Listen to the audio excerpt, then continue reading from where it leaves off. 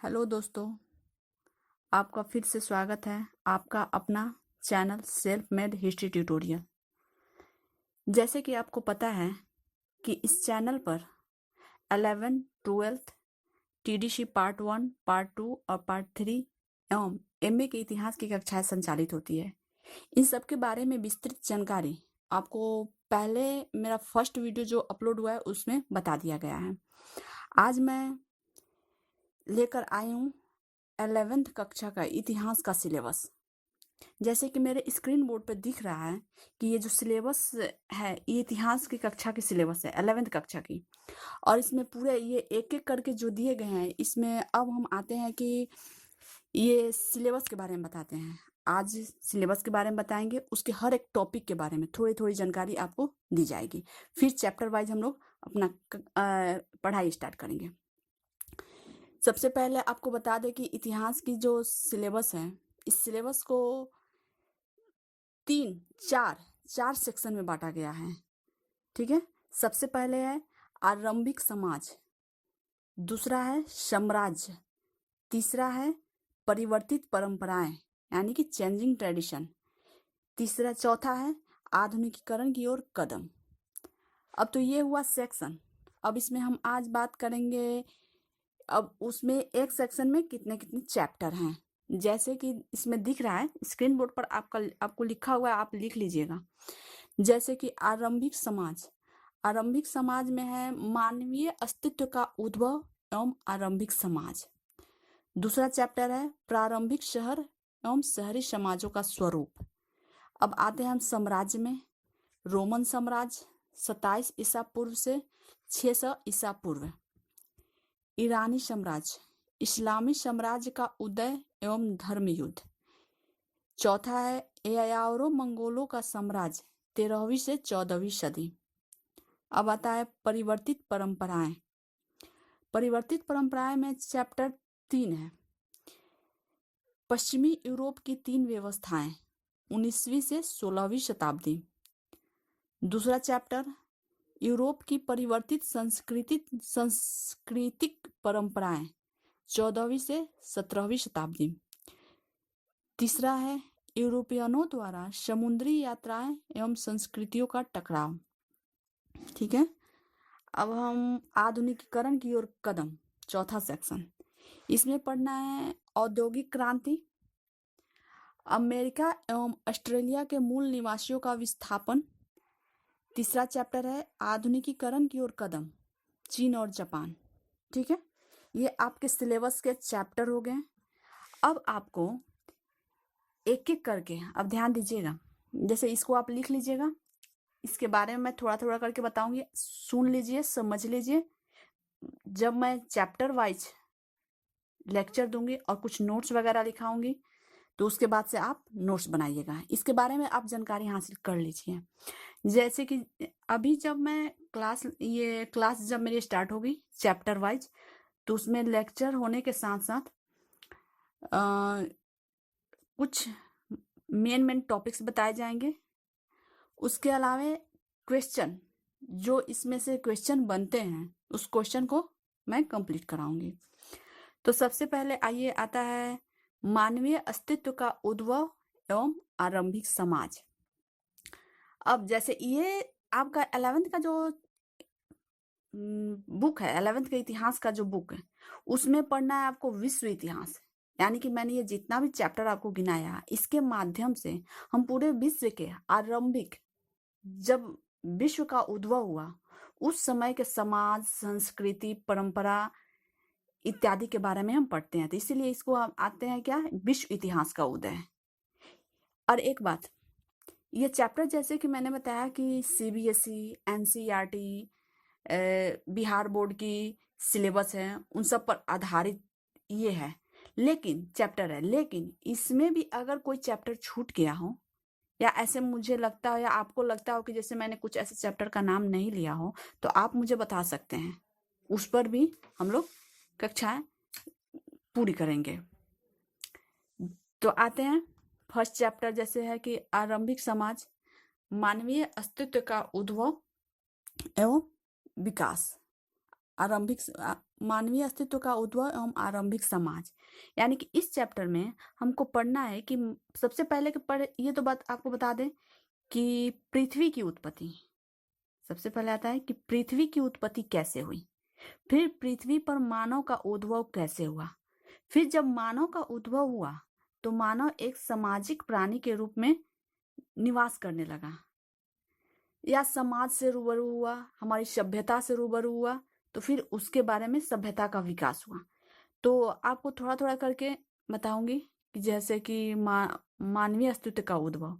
सबसे पहले पृथ्वी का उद्भव हुआ। पृथ्वी के उद्भव के संबंध में अनेक प्रकार के मत प्रचलित हैं। तो जैसे एक तो हम मत को हम मुख्य रूप से दो भागों में बांट सकते हैं, एक समाज धार्मिक और एक वैज्ञानिक। धार्मिक रूप से तो जैसे सब कोई जानता है, गांव घर ऐसे सब लोग जैसे हम कथा कहानी में सुनते आए हैं कि जैसे कि पृथ्वी की उत्पत्ति ईश्वर के द्वारा की गई है, ब्रह्मा विष्णु महेश के द्वारा की गई है। लेकिन धार्मिक रूप से जो भी मान्यता रही हो उनको छोड़िए। वैज्ञानिक रूप से जैसे कि जेफरे महोदय ने बताया है कि पृथ्वी जो थी कालांतर में एक धधकती हुई आग की गोला थी। उसके बाद से समय अनुसार धीरे धीरे वो ठंडी हुई।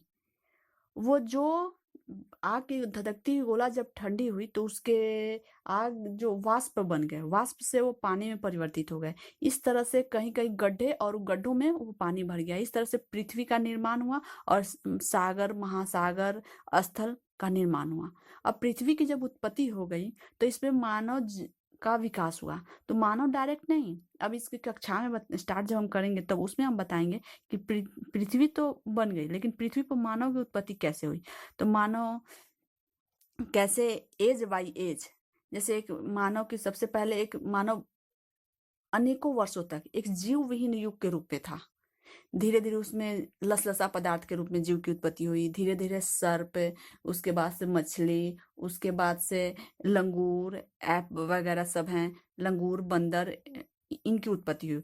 इसके बाद से मानव की उत्पत्ति सब जैसे कि भारत में जो जीवाश्म प्राप्त होते हैं उसके आधार पर शिवापिथेक्स शिवालिक की पहाड़ी में, उसके बाद से रमापिथेक्स, उसके बाद से इनके बाद से आया नियंडरथल मानव जो था जर्मनी में, पश्चिमी जर्मनी में इनकी खोज की गई। और नियंडरथल मानव जो था मानव का दार्शनिक पूर्वज कहा गया। यानी कि ये मानव के रूप में पाषाण उपकरण बनाने लगे।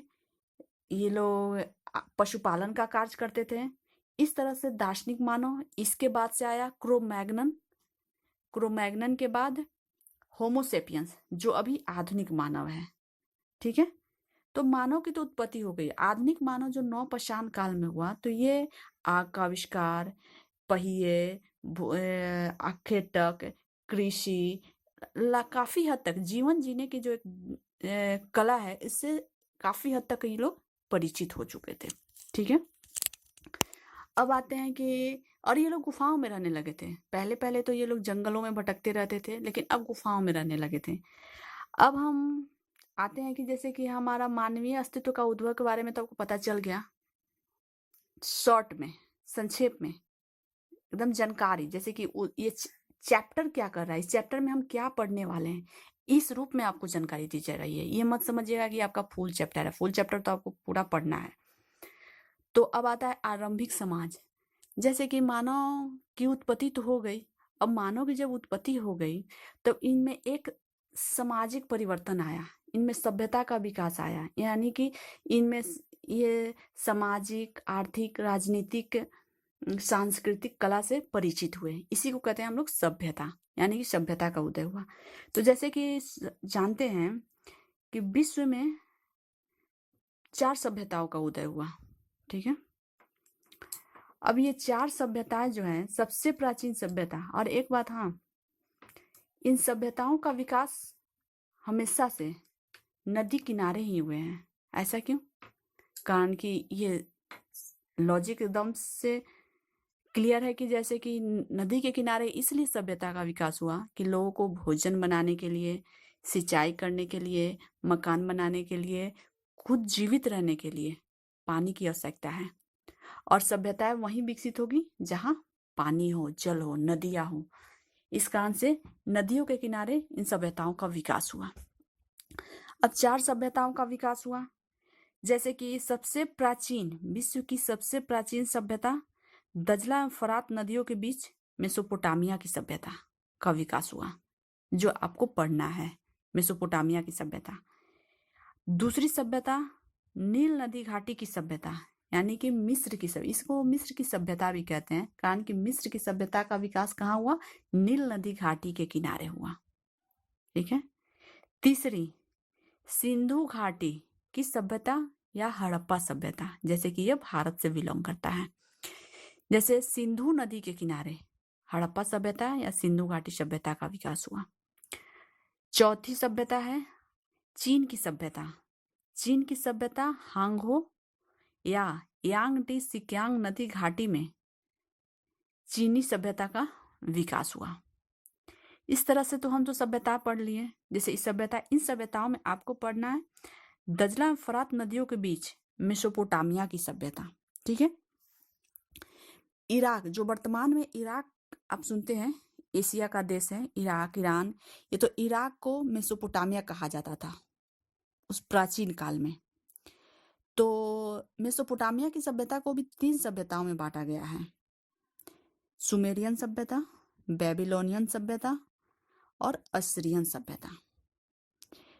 तो आप तो जैसे कि जानते होंगे बेबीलोनियन की सभ्यता जो है वहाँ के कुछ, जैसे हम इस सब के बारे में जब पढ़ेंगे तो यहाँ के सामाजिक रीति रिवाज, धार्मिक, सांस्कृतिक, राजनीतिक, आर्थिक व्यवस्था, शहरी प्रक्रिया, शहरों की स्थापना आदि के बारे में पढ़ेंगे।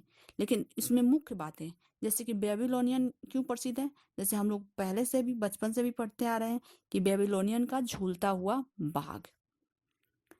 इसके अलावा हम्मुराबी, बेबीलोन का एक शासक था हम्मुराबी। हम्मुराबी को प्राचीन काल में विधि संहिता के जनक के रूप में जाना जाता है, कारण कि हम्मुराबी ने जो हम्मुराबी कोड लागू किया था उसमें सबसे पहला प्राचीन काल में ऐसा कोड था। विधि मीन्स होता है कानून। ऐसा कोड था जो आज भी काफी हद तक हमारे संविधान में फॉलो होते हुए दिखता है। उसी का अनुसरण समाज को संचालित करने के लिए उन्होंने एक कानून की पुस्तकें लिखी या कोड लागू किया जिसको सारे समाज को मानना है। उसको विधि संहिता काफी फेमस थी, इसलिए हम्मुराबी कोड भी कहा जाता है। और ये कहाँ का शासक था? बेबीलोन का। इस तरह से सुमेरियन की सभ्यता, सुमेरवासी की लेखन कला जो थी किलाक्षरी लिपि में थी। ठीक है। इस तरह से तो हम सभ्यता के बारे में पढ़े। अब हम आते हैं, जैसे आपका दूसरा चैप्टर है प्रारंभिक शहर और शहरी समाजों का स्वरूप। तो प्रारंभिक शहर और शहरी समाज यानी कि जो हम लोग आ जाएंगे उसमें सुमेरियन, बेबीलोनियन, असीरियन, इनमें शहरों का उदय हुआ। इसके बारे में हम चैप्टर में पढ़ेंगे एक एक करके। सब हर शहर का अपना सामाजिक रीति रिवाज था, उस सब के बारे में जानकारी प्राप्त होगी। अब हम चलते हैं दूसरा सेक्शन, साम्राज्य। अब यह स्वतः ये बात की जानकारी हमें है कि जब एक समाज का उदय होगा तो समाज के उदय के बाद उसमें साम्राज्य का विस्तार होगा, यानी कोई तो होगा जो उसका मुखिया होगा, धीरे धीरे साम्राज्य का विकास होगा। इसी तरह से था रोमन साम्राज्य। रोमन साम्राज्य का उदय हुआ। सभ्यता के विकास के पश्चात विश्व इतिहास में प्रथम बार एक महान और बृहद साम्राज्य रोमन साम्राज्य का उदय हुआ। रोमन साम्राज्य का विस्तार 3 देशों में था, यूरोप महाद्वीपों में था, जैसे कि यूरोप, एशिया एवं अफ्रीका महाद्वीप। ठीक है। यही रोमन साम्राज्य में ही यूनानी संस्कृति का उद्भव हुआ। यूनानी संस्कृति, यूनान के लोग ज्ञान, विज्ञान, कला, साहित्य एवं दर्शन आदि से परिचित थे और इनसे ही जानकारी प्राप्त हुई यूरोपियों को। और यूनानियों ने भारत पर भी आक्रमण किया था, तो यूनानियों ने ज्ञान के बारे में बहुत सारी जानकारी भारतीयों को दी और यहाँ से भारतीय ज्ञान की जानकारी भी उनको प्राप्त हुई। जैसे कि जीरो का प्रयोग सबसे पहले भारतीयों से यूनानियों ने सीखा। और यूनानियों से सीखा यूरोपियनों ने। ठीक है। अब यहाँ के शासक के बारे में, जो मुख्य शासक हुए, वहाँ के गणतंत्रात्मक व्यवस्था था। 27 ईसा पूर्व में रोम में गणतंत्रात्मक व्यवस्था था, लेकिन उसका अंत कर दिया गया। और वहाँ का शासक था अगस्टस। अगस्टस युग को रोमन सभ्यता का स्वर्ण युग भी माना जाता है। उसके बाद से एक सम्राट आया, डायोक्लेसियन। डायोक्लेसियन जो था, उसके समय में रोमन साम्राज्य 2 भागों में बट गया, पूर्वी और पश्चिमी रोमन साम्राज्य। ठीक है। इस काल में इजराइल में विश्व इतिहास में सर्वप्रमुख ईसाई धर्म की स्थापना हुई। ठीक है। अब देखिए कैसे हम लोग मानव की उत्पत्ति के साथ साथ समाज के बारे में पढ़े, साम्राज्य के बारे में पढ़े। अब मन में ये भी होगा कि ईसाई धर्म का उद्भव कैसे हुआ, इस्लाम धर्म का उद्भव कैसे हुआ। तो इस सब के बारे में, जैसे कि डायोक्लेसियन यानी कि रोमन साम्राज्य में डायोक्लेसियन के समय में ईसाई धर्म का उदय हुआ। लेकिन ईसाई धर्म जो था वो मूर्ति पूजा करते थे, और डायोक्लेसियन जो था मूर्ति पूजक का विरोधी था। तो आगे चल के रोमन सम्राट कंस्टेंटाइन हुआ, रोमन सम्राट हुआ, और उन्होंने जब देखा कि पूरा साम्राज्य यानी रोमन साम्राज्य ईसाई धर्म को मानता है, तो वो उसका विरोधी नहीं हुआ, और दूरदर्शिता का परिचय देते हुए उसने ईसाई धर्म को राजधर्म घोषित कर दिया। ठीक है। इस तरह से रोमन साम्राज्य क्या हो गया, वहां का धर्म हो गया राजधर्म ईसाई धर्म। अब रोमन साम्राज्य के बाद आया ईरानी साम्राज्य।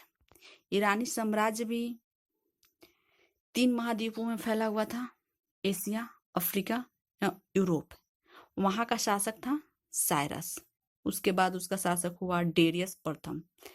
इसको सिकंदर ने 336 और 330 ईस्वी के बीच 227 ईसा पूर्व में उस समय सिकंदर का आक्रमण स्टार्ट था। तो 227 ईसा पूर्व में ईरान में शशनादी राजवंश की नींव डाली। किसने डाली? अर्दिशीर प्रथम ने। उसके बाद से 625 ईस्वी में इस्लाम धर्म के उदय के पश्चात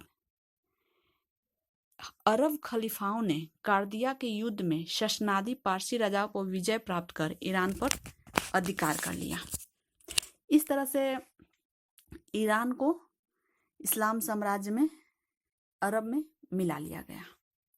अब तो यहाँ रोमन साम्राज्य पढ़ लिए, ईरानी साम्राज्य के बारे में आपको जानकारी प्राप्त हो गई। अब इस्लामी साम्राज्य का उदय एवं धर्म युद्ध। अब देखिए कि इस्लामी साम्राज्य का उदय, अब इस्लाम का उदय कैसे हुआ, जैसे कि आप जानते हैं, आप पहले भी पढ़ चुके होंगे। इस्लाम धर्म का प्रवर्तक कौन था? या पैगंबर मोहम्मद साहब।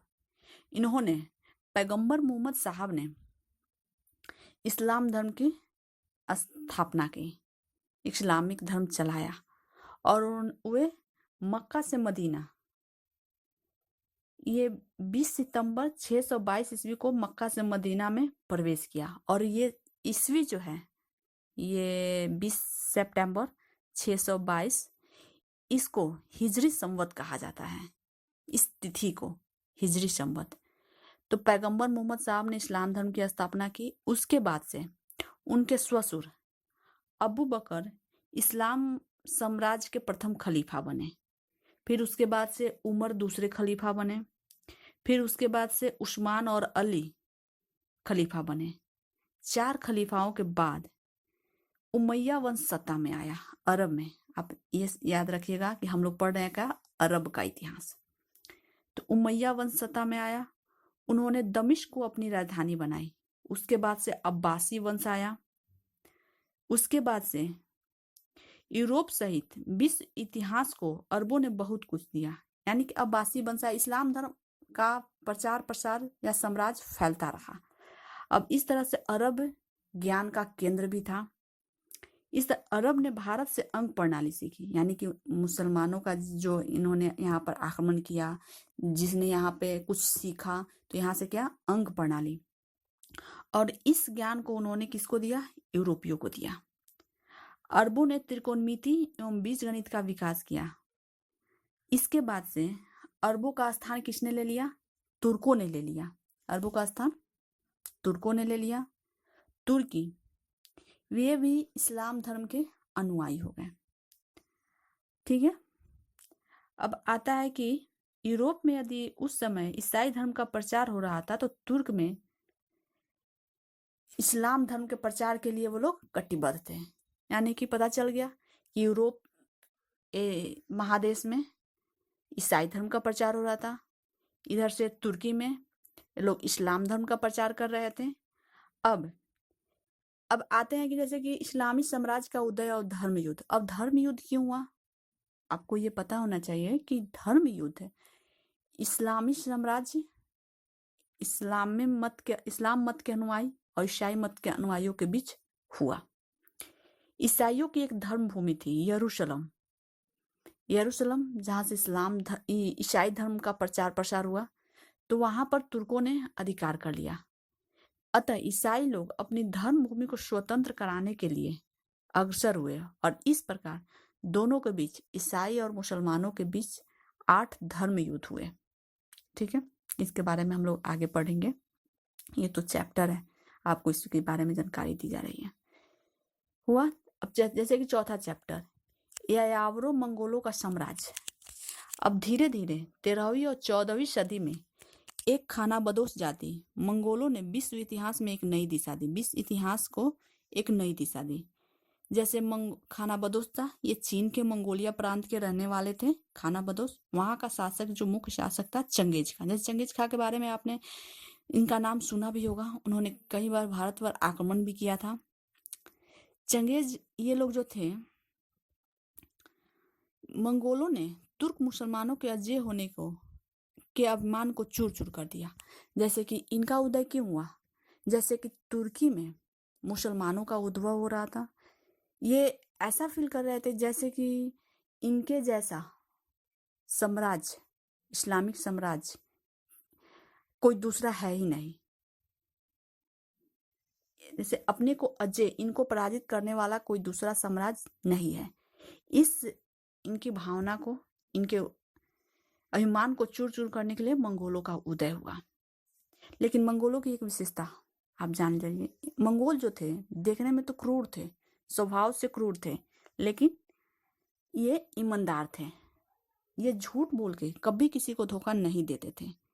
और इनकी एक शिक्षा, जैसे कि कुरान की शिक्षा, गीता की शिक्षा, ये पुस्तक है ना, इनकी एक पुस्तक मान लीजिए या कोई एक नीति की पुस्तक कहिए, वो था यसा, जिसे चंगेज खान ने तैयार किया था। इसे राजत्व के सिद्धांत का, यसा जो था एक पुस्तक थी मंगोलियनों की, जिसे राजत्व के सिद्धांत को इसका आधार बनाया गया था।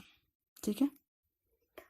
अब मंगोलों के टाइम में इटली के वेनिस का रहने वाला मार्को पोलो उनके राज्य में गया, यात्री था, एक यात्रा किया और वहां उनको कुछ पद भी मिला था। कुबलई खां जो वहां का शासक था, उन्होंने उच्च पद दिया था।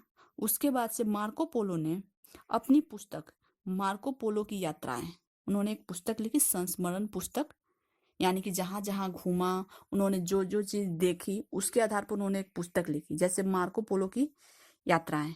उस आधार पर यूरोप को पूर्वी देशों के बारे में जानकारी प्राप्त हुई, मार्को पोलो की पुस्तक के आधार पर ही।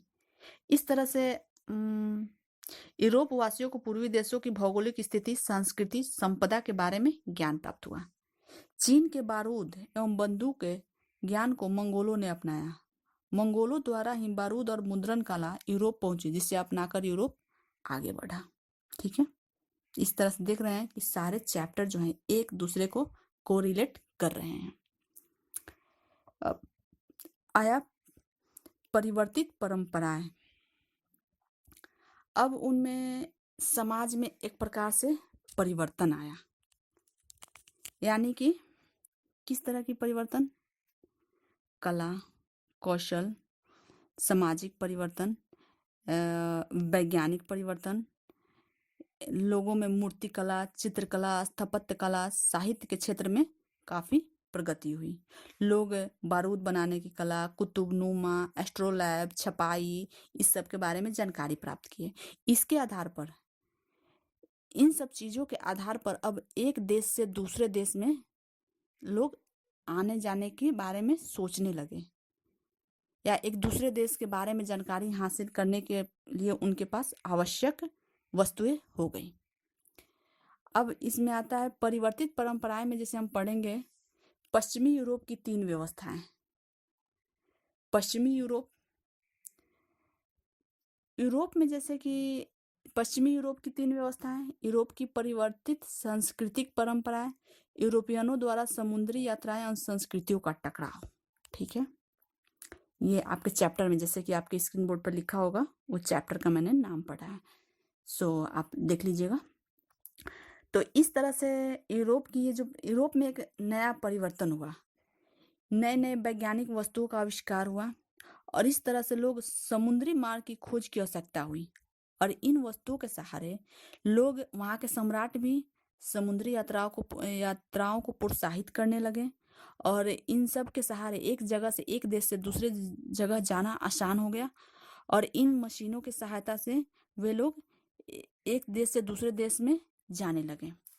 उस समय सबसे पहले जैसे कोलंबस ने अमेरिका की खोज की, वास्को डी गामा ने समुद्री मार्ग जारी रखने के लिए सबसे पहले जो आविष्कार हुआ, जैसे कि आपको बता दी, कुतुबनुमा, एस्ट्रोलैब, ये सब क्या थे? दिशा सूचक यंत्र, जिसके सहारे से हम किस दिशा में जा रहे हैं, यदि कोई तूफान आने वाला है, इसके बारे में जानकारी, ये सारी जानकारी इन सब चीज़ों से प्राप्त होती थी। तो वास्को डी गामा ने समुद्री मार्ग द्वारा भारत की खोज की। इस तरह से जब ये लोग समुद्री यात्राएं करते, एक दूसरे देश में जाते, उसके बारे में आके फिर पुस्तकें लिखी जाती, जैसे ये भी लेखन कला से परिचित हुए तब ना हुआ। फिर उसके बाद से पुस्तकों के माध्यम से दूसरे देशों के बारे में, उन देशों के बारे में जानकारी प्राप्त होती। फिर ये संपन्न देश, जैसे भारत उस समय जो था सोने की चिड़िया कहा जाता था, यानी कि अधिक, अमेरिका में भी सोने अधिक मिलते हैं। इस तरह से इन यूरोपीय जो थे, अपने पड़ोसी देशों में, सुदूर देशों में यात्राएं स्टार्ट कर दी, और वहाँ से अपना संपर्क स्थापित किया। ठीक है, अब इस तरह से देशों का मुख्य, उस समय जो देश थे, उन्होंने 3G नीति कहा गया, उनका एक नीति कार्य करना स्टार्ट किया। यानी कि उन्होंने देश की यात्राएं क्यों करते थे? अधिक स्वर्ण, अधिक समृद्धि, अधिक कृति का नारा बुलंद हुआ। और उस समय ये 3G का मतलब क्या है, सुन लीजिए। गोल्ड, ग्लोरी एंड गॉड, इसे 3G नीति कहा गया। इसके लिए वे लोग एक दूसरे देशों की समुद्री यात्राएं करते थे। यूरोपीय, विशेष रूप से इसी के साथ, जैसे कि अंग्रेजों का भारत पर आक्रमण हुआ, तो अंग्रेज यानी कि यूरोपीय देश ही ऐसे थे जो अपने पूरे महादेशों पर लगभग, अगर कहीं कुछ अगर नहीं भी हुआ, लेकिन पूरे लगभग महादेशों पर उन्होंने अपनी यात्राएं संपन्न की और अपने उपनिवेश स्थापित किए। ठीक है, अब आते हैं आधुनिकीकरण की ओर कदम। यानी कि इन सब के फलस्वरूप जब दूसरे देशों की जानकारी प्राप्त हो गई, वे लोग एक दूसरे देश के बारे में जान गए, तो इन सब के फलस्वरूप क्या हुआ? आधुनिकीकरण की ओर कदम, औद्योगिक क्रांति का विकास हुआ। औद्योगिक क्रांति का विकास सबसे पहले कहाँ हुआ? इंग्लैंड में हुआ। ठीक है, क्यों हुआ? कारण कि इंग्लैंड, यूरोपीय देशों में इंग्लैंड ऐसा देश था जहाँ समुद्री यात्राएं तो की एलिजाबेथ थी। जब समुद्री यात्राएं स्टार्ट हुई तो इंग्लैंड की महारानी एलिजाबेथ थी, उन्होंने अपने समुद्री यात्राओं को काफ़ी प्रोत्साहित किया था। उस समय यूरोप में, इंग्लैंड में औद्योगिक क्रांति के फलस्वरूप कल कारखानों का उदय हुआ, नए नए वस्तुओं का आविष्कार हुआ, जैसे फ्लाइंग शटल का आविष्कार, सिलाई मशीन का आविष्कार, संचार क्रांति में आविष्कार, इंजन का आविष्कार, सेफ्टी लैंप का आविष्कार। इस तरह से बेल्जियम, फ्रांस, रूस, Germany, Italy, Austria, Sweden, Spain आदि यूरोपीय देशों ने औद्योगिक क्रांति का विस्तार हुआ। ये सारे यूरोपीय देश हैं जहाँ औद्योगिक क्रांति का विस्तार हुआ। औद्योगिक क्रांति के विस्तार के फलस्वरूप नए नए मशीनों का आविष्कार हुआ। अब पहले जो उद्योग होता था उसमें 100 व्यक्ति मिल के काम करते थे। उन उद्योगों को एक मशीन उनसे उनकी तुलना में 100 लोगों की तुलना में सबसे थोड़े कम समय में ही वस्तुओं का उत्पादन होने लगा। अब इसी को कहते हैं औद्योगिक क्रांति। अब इस औद्योगिक क्रांति के फलस्वरूप ज्यादा से ज्यादा वस्तुओं का निर्माण होने लगा। इसके लिए अपनी निर्मित वस्तुओं के बाजार के लिए, जो वस्तुओं का निर्माण हो रहा है उसको बिकने के लिए बाजार चाहिए।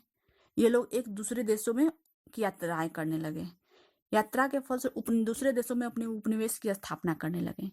और इसके फलस्वरूप जब वस्तुओं का उत्पादन किया जा रहा है उसके लिए कच्चे वस्तुओं की भी आवश्यकता थी। कच्चे वस्तु किस देश से आए? इसके फलस्वरूप